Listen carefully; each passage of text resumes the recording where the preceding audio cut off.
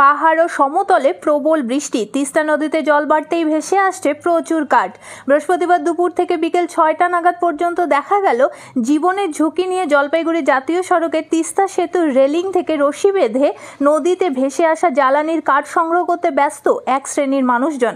যখন প্রশাসনের তরফে তিস্তা নদী সংলগ্ন এলাকায় মাইকিং করে সচেতন করা হচ্ছে মানুষজনকে, ঠিক তখনই প্রশাসনকে বুড়ো আঙ্গুল দেখিয়ে এভাবে জীবনের ঝুঁকি নিয়ে কাঠ সংগ্রহ করায় প্রশ্ন উঠতে শুরু করেছে বিভিন্ন মহলে।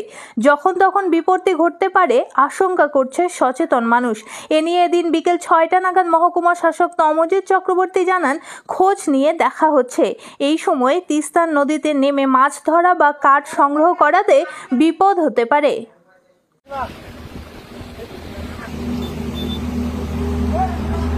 ধরতেছি জানানোর জন্য। হ্যাঁ। কোথায় ধরছে? এই তিস্তার থেকে ধরতেছি। তিস্তার ব্রিজের উপর থেকে? হ্যাঁ।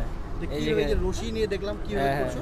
এই যে নিচে এখানে ঝুলে ঝুলে কি করতেছে। দুজন নিচে রয়েছে? হ্যাঁ, দুজন নিচে রয়েছে রশির সাহায্যে। আচ্ছা, ওইভাবে করে ধরতেছে। এটা তো জীবনের ঝুঁকি। হ্যাঁ, জীবনের ঝুঁকি হলে কিছু করার নাই। এইভাবেই আমরা আগের থেকে ধরতাম। আচ্ছা, জ্বালানি হিসেবে ব্যবহার করি আমরা, যাতে আমাদের সুবিধা হয়। ভয় লাগে না?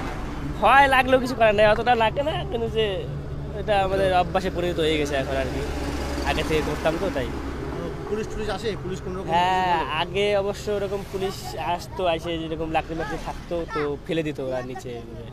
তো হ্যাঁ, তুলতে দিত না। তুলতে আর কি তোমরা যে এইভাবে তুলছো, এটা কি ঠিক? এটা ঠিক না, কিন্তু যে কি করবো আর, এখন তো মজবুরিতে আর কি করতেছি আমরা, বাধ্যতামূলক করতে লাগতেছে, কিছু করার নাই। আমার বাড়ি তো ওই যে ওই পাশটা। হ্যাঁ, ওই পাশে বিবেকানন্দ পল্লীতে। এই জায়গাটার নাম? এই জায়গাটার নাম বিবেকানন্দ পল্লী। কি নাম তোমার? আমার নাম রাজীব বিশ্বাস। রাজীব বিশ্বাস? হ্যাঁ।